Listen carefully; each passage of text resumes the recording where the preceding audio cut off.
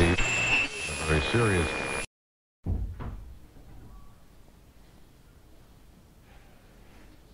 Hello, everyone, and thank you for joining us for this truly exciting event. The Screen-Based Art Department in Bezalel would like to welcome Chantal Akerman, hailed as one of the most important filmmakers in film history.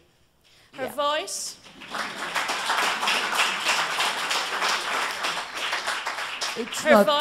Her voice is an individual one, a voice which disregards structural and cultural molds and articulates a unique filmic language and experience. The title of this conversation is To Cross a Boundary. Boundaries and borders in Akerman's oeuvre are there only to be trespassed and shattered.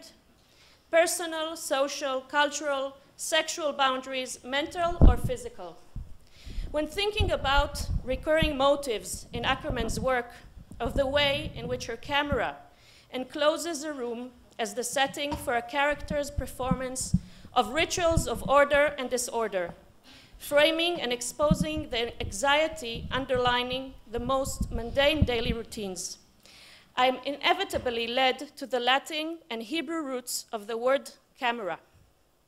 To the Latin camera, meaning an enclosed chamber, a room, to matzlema, from the Hebrew tselem, the human image, a figure, so that for me, the word describing this apparatus, the camera, has come to encapsulate the immense force of Akerman's stark depiction of human existence. This afternoon, we have the opportunity to hear her thoughts as a filmmaker and artist and to discuss central themes in her work. Writer. Please welcome Chantal Akerman.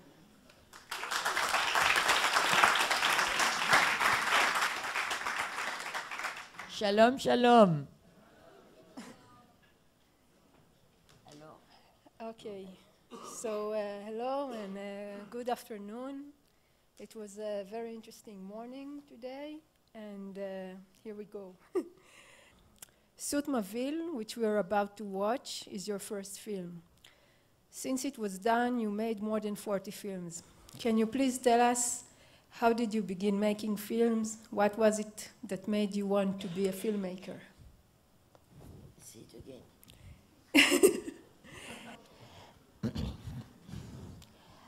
I started making film because that anti-Semitic guy called Godard. I realized that he was anti-Semitic much later. Otherwise, probably he wouldn't influence me. I was 15 when I saw Pierrot the Gangster, but before that, I wanted to write. Then I saw Pierrot the Gangster, and I realized that film could be poetry. And because before that, when I was going to see movies, it was just to kiss or to have ice cream, to go in a group. But you know, film didn't count. You know, because in Belgium especially, at the time, it's a little bit less now, but not so. Most of the films were forbidden for people who were less than 16. So what you could see were very bad films. And suddenly, you know, I was 15 and a half, but I pushed my friend who was bigger than me, and I said, go and buy 2 tickets. I had no idea who was Godard, but I liked the title. In French, it's called Pierrot le Fou, Pierrot the Crazy. But in English, it's Pierrot the Gangster. But I think Pierrot the Crazy is much nicer. Anyway, I saw the film and I was totally, how can I say?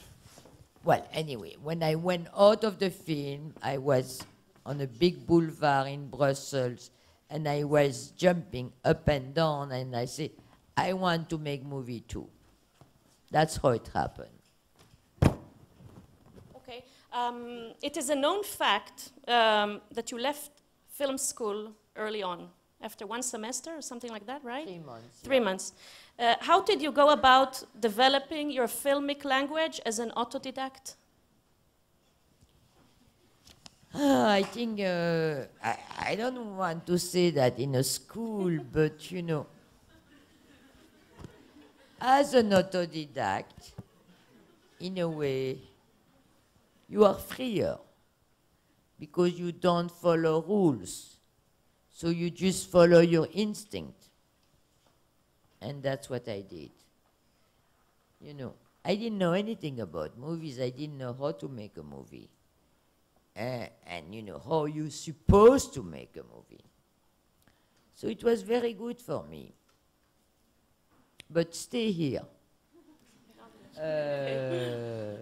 So I did it and I act myself.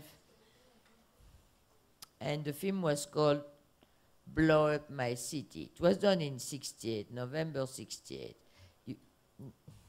Well, you are too young to know what is 68, but 68 was a moment of freedom in France and Belgium and in Europe. We wanted to destroy all the rules at that time. Everything was changing. Sexuality, thinking, what else? Sexuality and thinking is a lot already. Well, I want to say something about the film. I didn't have the money to make the film, so I did one shot. Also, I didn't have the money to make the sound, so most of the sound I did it afterwards. Most of it with my mouth. You will understand. And sometimes there was no sound at all, and I didn't care. I would like to say something, especially to the woman, because I saw a few films from women here. Most of them are sad, sad and destructive for themselves also. This film is, it's a tragic comedy. It is sad, but in the same time, it's funny. And if I have to say something to the woman, is to add a little bit of humor in their film. Okay, let's see the movie. Okay, so we are about to watch Akerman's film Soot My Ville, translated as Blow Up My Town, the film made in 68. And Akerman was 18 years old that time. And it is regarded as the younger sibling of Jean Dillman. People call it that way. But it's your first film. Maybe we'll talk about that after that. Okay. It's my first film, and I was totally free when I did it.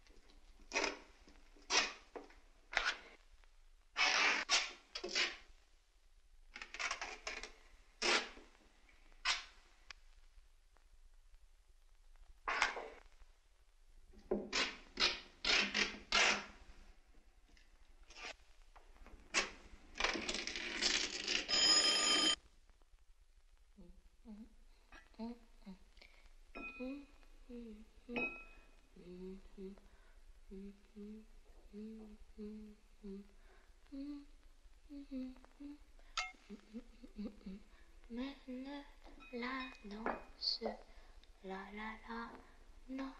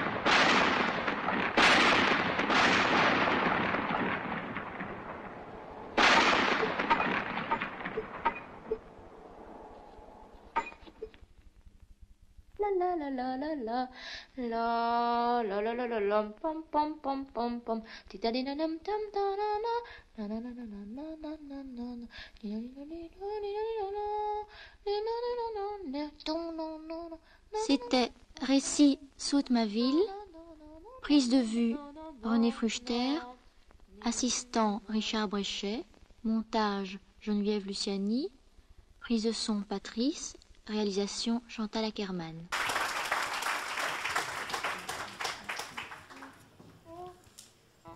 So before Efrat asks, we'll talk a bit about Saute ma ville, I would like to share something that Chantal said early on, and when asked, why did you want to blow up your town? And Chantal said, I did not want to be a gentleman. So, but I didn't know at the time. I was unconscious. But again, to the women, you see, you can do something very tragic with a lot of humor, you know. And also, you can do something without trying to be beautiful. You know, because people who do beautiful shots and do a beautiful story, they do twice the same thing.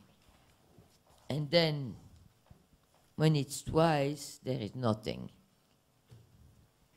I think that one can see how this film had influenced artists such as Martha Rosler in a work from 1975, Semiotics of the Kitchen, and Cindy Sherman in her photo series, Untitled Field Stills from 1977. Can you tell us about the making process of this film? What bothered what bothered or interested you at the time? I have to say that I didn't know anything about art, so nothing was bothering me. And one day, the woman called Kathy Albrecht, who is now one of the head of the MoMA, came to visit me. And she told me, well, you influence a lot of artists. Can you do an installation?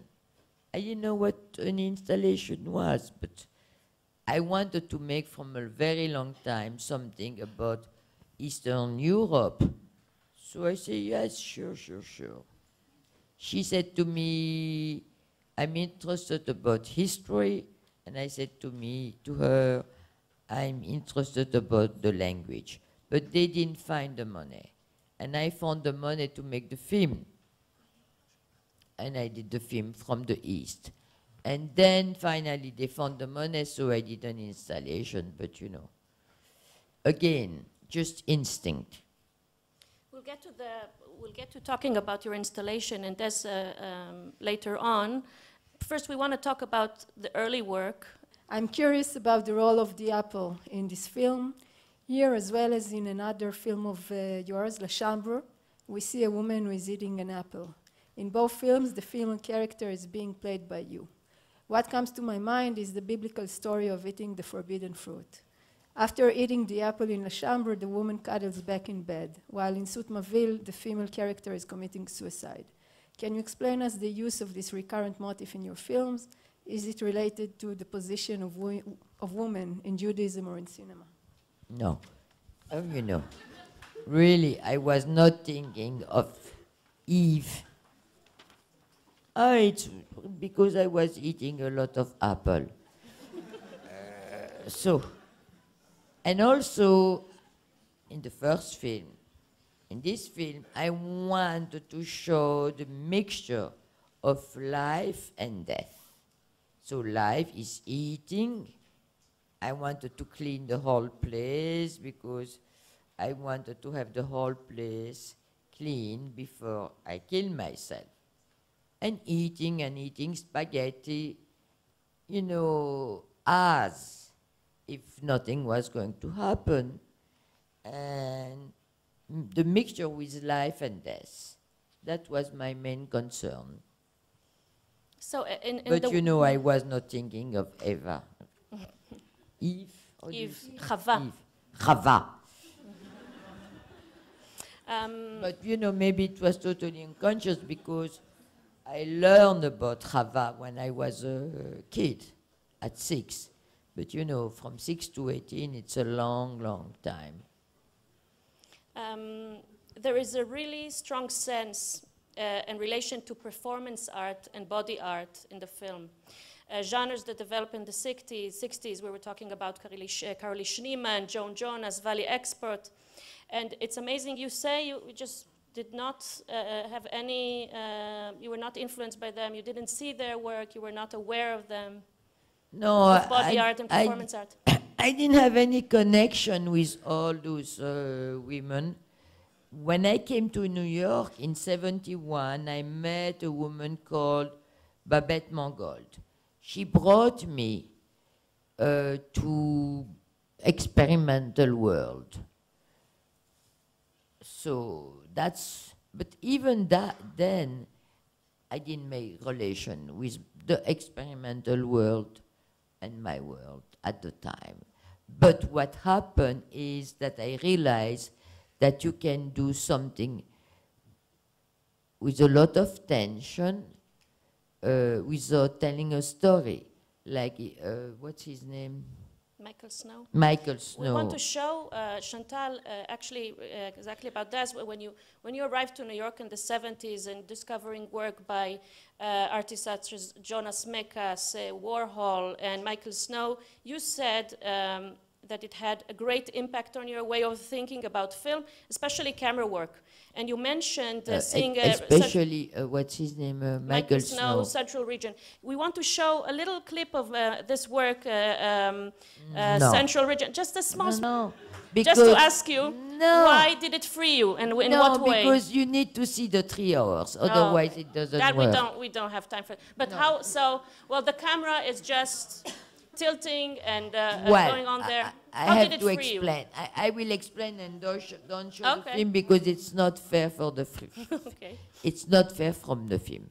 Let's say, I will explain. When I saw a film who was really not beautiful, but it was called Central Region. Back and Forth or Forth and Back, I don't remember. So the camera was there, and let's say it was in a school room, and the camera was doing like that, just like that. Each time it was arriving there, I was so tense because I wanted to know if the camera was going a little bit further than the last time. And I realized that the tension was as strong than in a Hitchcock film. So I realized that you don't need to tell a story to make a film with a lot of tension. That was very, very important for me. But when I did, let's say, Hotel Monterey, there is a lot of tension, but I was also interested by people, by poor people, by old people, which was not the case of Michael. You know, what he was doing was very experimental. What I was doing was with tension, because, you know, the film was totally without sound, and you never know when the next shot was going to happen. But it was related to where the people were living, how the people were living, which was not at all the interest of Michael Snow. And Warhol, when you saw Warhol? I didn't see really Warhol. No. All his films, Empire State, No, Sleep. I didn't see it. No. Okay. And how was it to the transition between... Well, I saw Warhol maybe 2 or 3 years ago, the reels were not shown before at the French Cinematheque. And I have to say that I was very annoyed because all the women look like, comment on dit, un pot de fleurs? Wallflower? You know, they That's were, it, vase, flower. you know, he was not interested by them. He was interested by men masturbating or whatever. And the women were like nothing. So it really did annoy me, you know. Because, okay, he was gay. I don't care about that. But with him, you really feel in a way that, and I won't say that for all the gay people, but with him, he was not interested by women at all. And you felt that there was a wall between women and men in his film. And it just did bother me. And in the film J'ai to Il Elle, to be screened tomorrow at the Cinematheque, and I hope to see you there at 8 o'clock, with Chantal and Avi Mugabe. And also, we talked about this performance. How was it, in J'ai to Il Elle, you play the main character, and as well, of course, in Toute ma ville. How was it the transition from being the performer to deciding to go behind the camera? But even if I was acting, I was anyway behind the camera because I asked the camera woman to take my position, and then I did the framing. So it was not such a big difference. So we want to show now a small clip from Jean Dillman, if you allow us. You already said it's okay. Jean Dillman, 23, Quai de Commerce. But you know about what's his name, Michael Snow. It's a film longer than 3 hours and a half. Okay, and it's because of those 3 hours and a half that you feel something. If you are looking for a 10 minute, nothing is happening. Yeah, of course, but it's an example. Yeah, but no, it's not. Okay. You're okay. So Jean Dillman is Chantal Akerman's masterpiece, a bold, groundbreaking film made in 1975, when Chantal was only 25 years old. It's a 3 hour and 20-minute long film. It depicts a day in the life of Jean Dillman, a widow, homemaker, and part-time prostitute, while going on about her daily routine. We will see a short clip, and then we will talk about the Which one is it? The schnitzel. The schnitzel. Okay.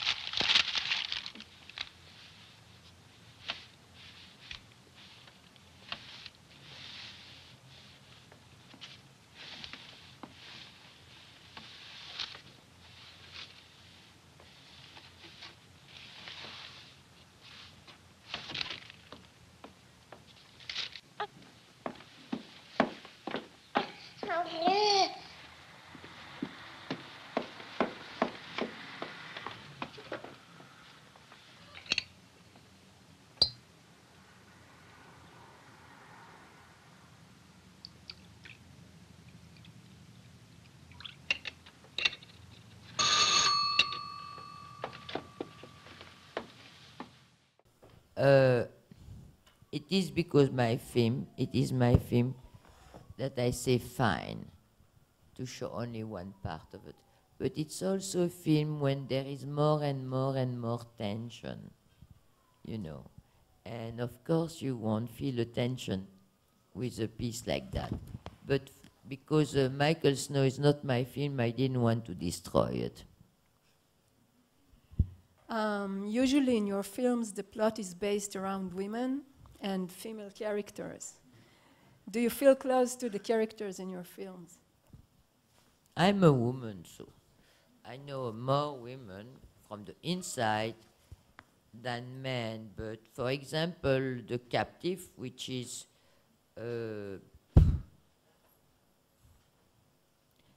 it's coming from Proust. The man is the main character. Or the last film I did, which is called Almayer's Folly. Again, the man is the main character. So I get easier for me to make film about men. Men or women? Men. Men? Older I get, easier it is for me to make film about men.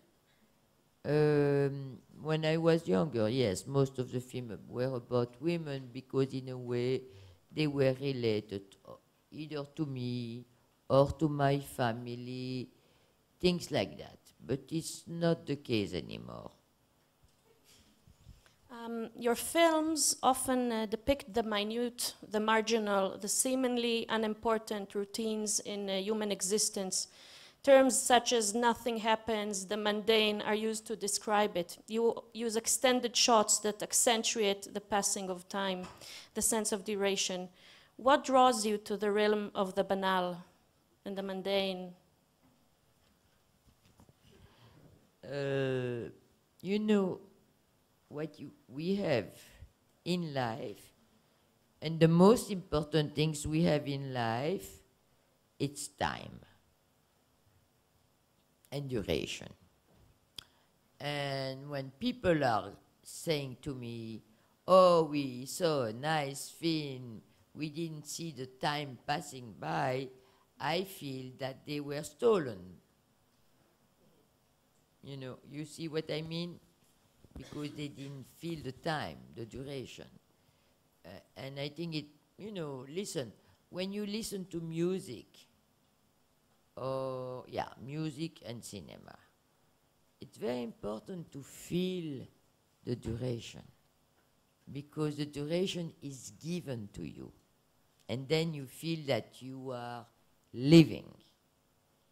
When you see a film, and then at the end you say, hey, I didn't feel the time passing by, I really feel that you were stolen. I think time, listen, even in the Jewish religion, everything is related to time and duration, especially for the religious people. But you know, even people who are not religious, their grandfather or their father or their great-grandfather was at one point. And everything is related to ritual and time. Saturday you don't work, every 5 years you leave the soil in peace. It's very important, duration and time. And so when you say, oh, I didn't see the time passing by, I think, you know, what I do when I make a movie, I want that the people experience time in their body. It's very important for me. So you once said that you want to show what is not being shown, the event beside the event, things that are usually... That was really for Jeanne Dielman, because usually what I show in Jeanne Dielman is what is cut and go to the garbage. And I think that For women, and sometimes for men, it's what they do all their life. And so why should it be go to the garbage? You know, when I mean garbage, I'm not speaking about digital. I'm speaking about 35 millimeter or 16 millimeter. You cut and you put in the garbage can. In digital, it's different, but you can still work on duration. I would say more duration than time. Rituals play an important part in your films. They seem to hold characters together and prevent their disintegration. I wonder if this psychological notion can also be applied to cinema.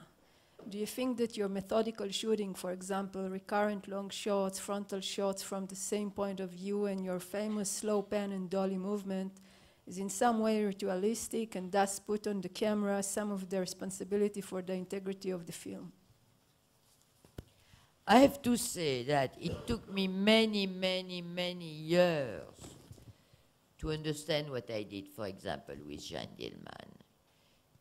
And I think that Chantal, you know, everybody was saying it's about alienation of women. I never wanted to make a film about alienation of women. But, in a way, how can I say? It's what we lost, we, the Jews, about losing the rituals. And it's also about that. And it's also a film about rituals. Because, you know, for Jews and, the fact is I don't know the others. I don't know the Catholic, I don't know the Muslim, but time and ritualization, it is how we were educated. Even the people who are not religious, it's still there, even if they don't know it. So, well, you know, when I was born, my grandfather came to live with us when I was 3 because my grandmother died. And he stayed with us. Then he died until I was 7. So all the life was about ritualization. And I have to say that I'm missing that. I'm missing that strongly. I think the ritual, you know, the ritualization of life, for me it's very important. Even though, you know, I don't trust in God, my life is just a mess. But when I go to a house where there is ritualization, where there is that, I feel so great. What can I tell you? And talking about rituals, on the other side, maybe in your narrative films, do you allow for chance, for mistakes, for things to happen, or it's very controlled? Depends. Okay, let's say if I do so-called documentary, so-called, because I don't think that there is such a difference between documentary and fiction film. I think that, anyway, for example, when you see a great fiction film, you feel how the actors are breathing. And that's documentary. You see what I mean?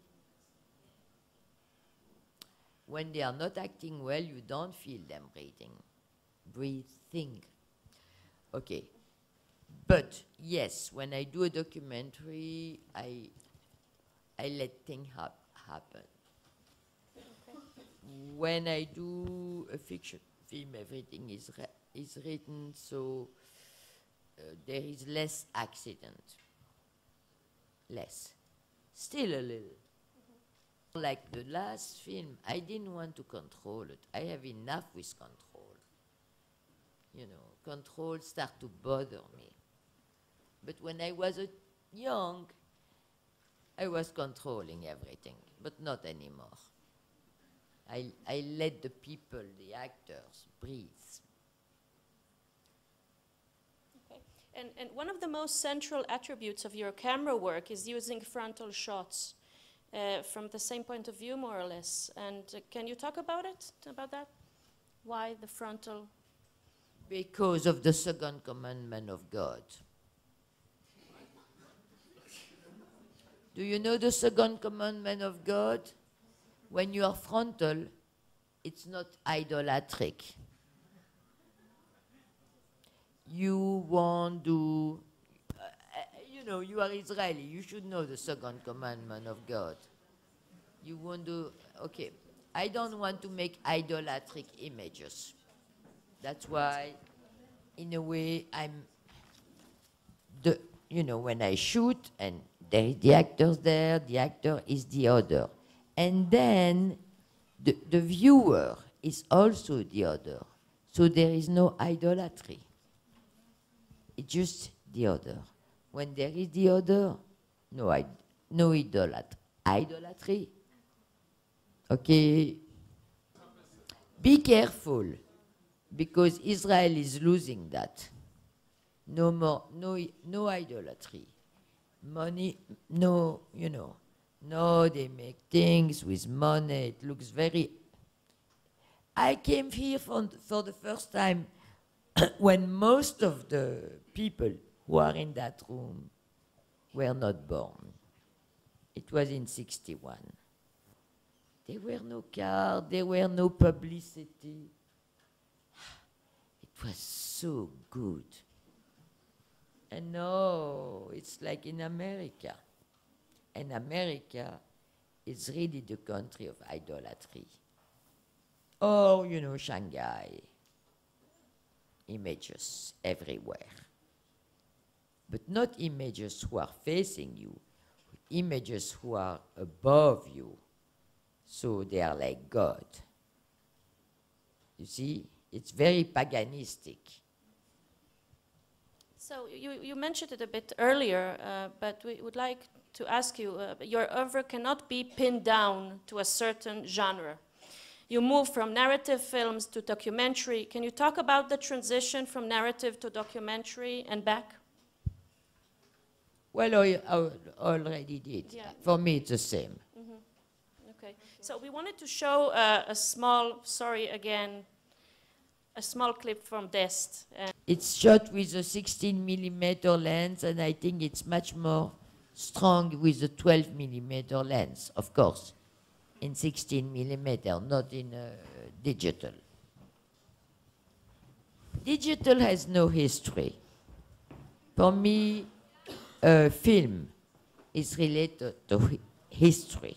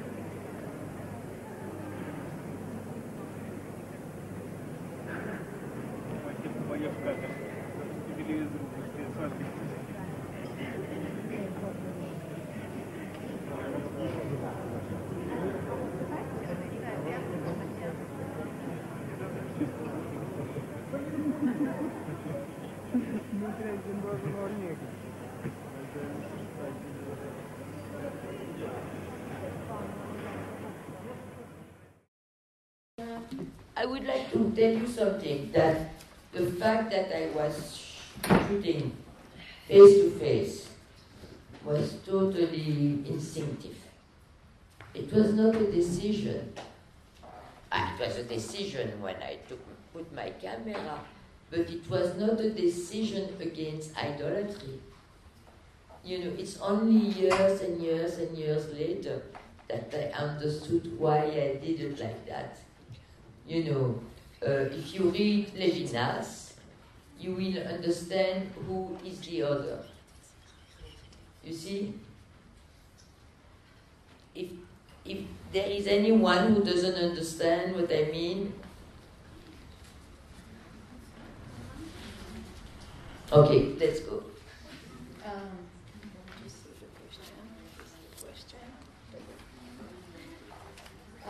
Earlier, Sharon emphasized the notion of the boundaries and borders in your work.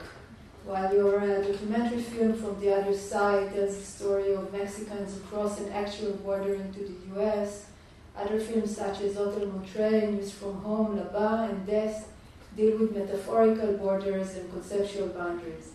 This leads to a strong sense of wandering, nomadism, exile, alienation, and lonesomeness. Could you share with us what the borders or boundaries signify for you? It's not an easy question. I'm sorry for that. Yeah, but okay. As a child of the second generation, which means my mother was in the camps, you know, she was at 15 and a half years old. In a way, without knowing, she transmit to me the fact that in a way I was in a jail, because like in Jean Dillman, she created for herself another jail, and she transmitted that to me. And you know, in a way, and again, I understood that later, so border and jail are part of my life. I think that's enough. Okay. So, you know, it's not, you know, when I did From the Other Side, where there is a wall, it was not a metaphor about Israel. Not at all. You understand? Because, for example, that jail, well, that border, those people were coming, the Mexican, not because they, what can I say, they were part of a kind of country where they wanted to have the country back, even though, I don't remember who, I think it was Napoleon or someone, sold half of Mexico to the Americans for almost nothing. But for me, it was not related to Israel. It was related to the fact that they wanted to go have a better life and become American. They all want to become American. I think the Palestinians don't want to be Israeli. It's a very big difference. So you started talking about it earlier, about working in installation. And if you can describe the process that led you to working in installation, you started talking about it, and how different is it from creation of a film? It's much easier. Some I think that to make a film, it's very heroic. First you write, then you try to find the money, then you try to find the actor. And between the time you wrote and the time you finally do the movie, it's usually it's like between 1 to 3 years. So to keep your desire fresh, it's very complicated. When you do an installation, you can do it yourself with almost no money. We see some of your installations. Yeah. So for me, to make an installation, it's so easy compared than to make a movie. And how would you compare the art world to the film world? Or to go from... The art world is really very decadent. You have a gallery, the gallery is pushing one guy, then one guy is sold for $1 million, or things like that. When you do a movie, in a way it's much more democratic, even if the movie costs a lot. Because everybody can go and pay, I don't know how much you pay here. The art world, it's not always the case, but it's for rich people to buy, to possess. You cannot possess a film, you can buy a DVD. But the art world is to sell and to possess the art, And more you know about the art world, more you are disgusted about it. It's not like that for picture, it's different. Egal. It's different. But you have that guy, he's so bad, that guy, who make plastic things enormous, what's his name? Which one of them? Huh? The American artist? I don't know, I don't remember. Jeff Koons? Jeff Koons? Jeff Koons. Jeff Koons. It's a piece of shit. And then he sell it for $1 million, $2 million. But it's just fashion. It's fashion. It's not work. Okay. Not for all of them. Some people who are doing art are really incredible. But the people who, that like Jeff Koons, comment dire, it's idolatric, again. And it's business. It's really, really business. We decide, okay, let's say there is 10 artists. We decide to push 2 of them. The gallerist. And then you sell them $1 million, $2 million.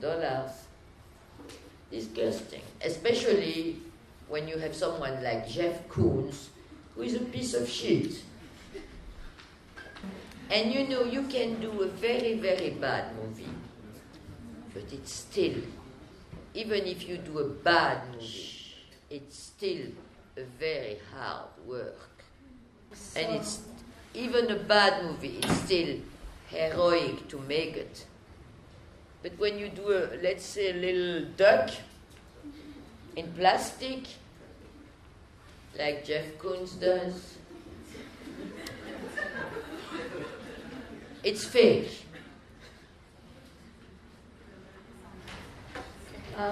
Earlier you discussed the work of artists Do you know him? Yes.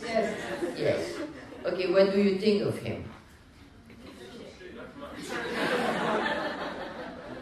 But when you have someone like Richard Serra, he's a real artist, for example. But there are not many of them like that. Maybe 2, 3. And you know, in 50 years, you will know who were the good ones. But for the moment, most of them are bad. And it's just, you know, it's to sell. And the poor guy, the English guy. Bacon, Francis Bacon. Francis Bacon. Well, they saw the triptych of him for $100 million. But the guy is dead. You know, he will have nothing. And he had a very complicated life. We want to ask the last question, and then if somebody from the audience wants to ask, it will be... So earlier you discussed the work of artists that influenced you, such as Michael Snow, and I was wondering, what do you find interesting in cinema today? What do you find interesting in cinema today?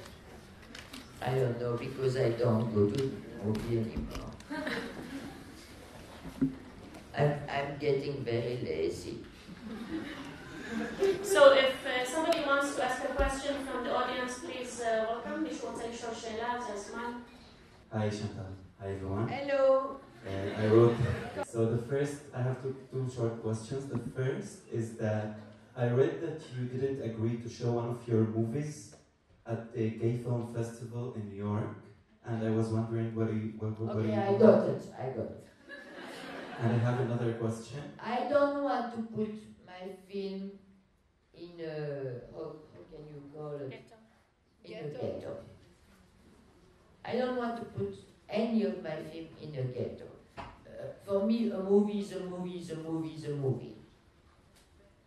And not, for me, a movie, it's not a gay movie or Jewish movie or a woman movie, it's a movie. And you don't show your movies in film festivals? I do, but not in film fest. Most of the time, not in film festival called, let's say, European Film Festival, Belgian Film Festival, Women Film Festival, Gay Film Festival, Queer Film Festival. Okay, I accept it. You know, when you write a book, are they saying most of the time they don't say it's a woman book, it's a book. You see what I mean?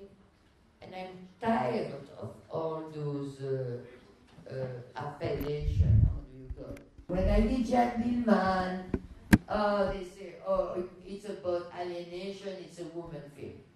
No, it was not about alienation. It was not.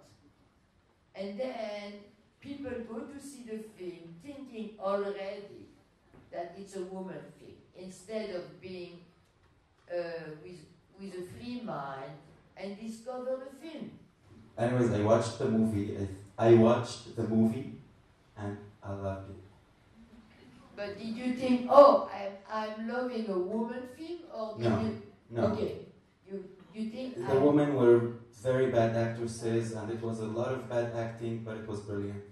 So I liked watching it. So you go and see a movie and you say, well, that's a great movie, or that's a bad movie. But you don't say, oh, it's a woman movie, or it's an European movie. It's boring. And it's a ghetto. Don't you think we have been enough in ghetto in our life? All our parents were in ghetto. It's enough. Yeah, and the second question is about how was it for you to come to an apartheid state and to be here with us? Like, you know, at this time, there are like more than 4,000 Palestinians being evacuated from their houses in the south of Israel, and I was wondering, how do you feel about that? I understand. Have you been to South Africa? Not yet. I hope so. Have you? No, you didn't see how it was in South Africa during the apartheid time. But there is apartheid here. No, it's not. Didn't you lose a wall from the cafeteria? Let me answer. You know what they did during the apartheid time in South Africa? They took the black people, they put them in a diamond thing, and they paid them $2 a week and destroyed them. Okay? I think it's totally different than here. So I think you need to get... And you know, a lot of Jewish people and Israeli people in America, in the Columbia University, you know what they want to do? They want to boycott Israel. Why don't they boycott America? America did the war in Iraq, they did the war in Afghanistan, but everybody is obsessed by Israel. Why? Did you ask yourself that question? I've been living here all my life. I think I will do you a tour if you want, personally, so you will understand that we are living in an apartheid state. And if you didn't get it, I will help you. Listen. I will go with you to one place. Do we have a choice? Do we have a choice? Do I have a choice? Listen. Do we have a choice? Listen. Thank you. Okay. I was living in a street in Tel Aviv, and I was not feeling well, so I took some sleeping pill. Okay, so I went to the bed and my room, and my room was not in the street. And the next day, everybody was calling me, "What's going on with you?" I said, "I feel perfectly all right." What happened? And it was just where I was buying my cigarettes. 40 people died there. So, you know, it's a little bit more complicated than an apartheid country. And stay here. No, listen, please don't, no, sorry, I'm really sorry. Don't make it about you, okay? Listen, No. If you ask question, you don't want an answer, that's apartheid. That's apartheid. Okay. Okay, let's go on. Is there another question from the audience? The boy who asked me the question, of course, I would love to have someone else than Netanyahu. I would love someone who doesn't take grant from the Palestinian and build house there. I would like someone different. Okay, next. Really, I'm against those right-wing people, and I would like that the Israeli behave. But who vote? I'm not voting, and not only that, I'm in New York or in Paris with my ass totally protected. So I'm not going to say anything against the Israeli, because if something is happening, it's to them, not to me. You see what I mean? I'm protected. And if something is happening here, it's the Israeli who will suffer. So I don't feel that I'm the one who is able to say something about what's going on here. Yes, I don't like Netanyahu. Yes, I would like Shalom Arshav. Yes, but I don't know how to do it. And the only way, I have my little cousin who was working at he's like 22 years old, and he went back to Canada. I said, why did you went to Canada back? We need people like you here. But first of all, I don't know anything about law, so I do what I can with my movies. But I cannot do more. And Hanan, I met him in Lag BaOmer when we were 16. He was at the Shomer HaTzair, I was at Dror, Ihud. they were asking us, you know, the drawer, do you want to live in a kibbutz? I said, no, I want to make films. So that was my answer. If I would be living here, yes, I would try to do something good. But I do what I can. That's all. Another question. With our No, but it's a very important thing. question from a totally different area. You said you understood what you were doing in Jean Dillman many years later. And you spoke about the importance of ritual. I'm intrigued how your personal perception of time has it changed over the years. Time seems so important for you, both on a professional level and a personal level. I'm just intrigued, has it changed in your experience? What's your name? Oran. Oran, maybe I can tell you in 10 years. I don't know for the moment. But you see, the people who are speaking about apartheid, they don't want to have an answer. And that shows that we cannot talk with them.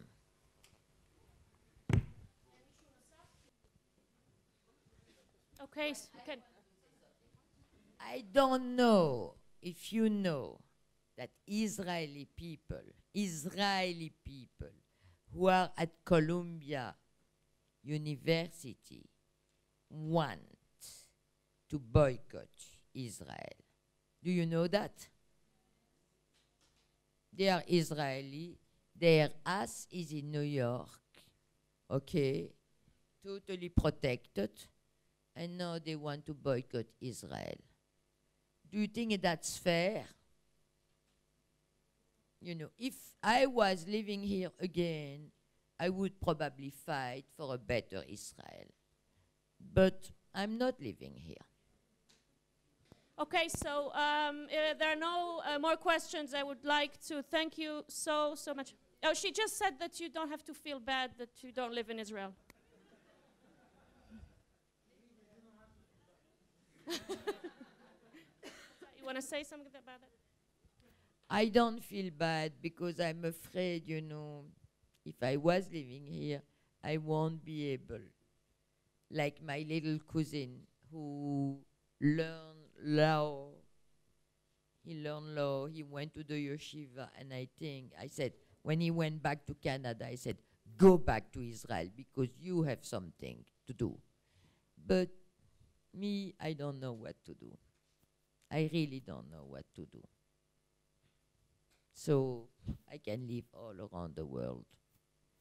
I don't have a political mind, even though my films are very political. So that's my way of doing politics. So thank you very much, Chantal Akerman.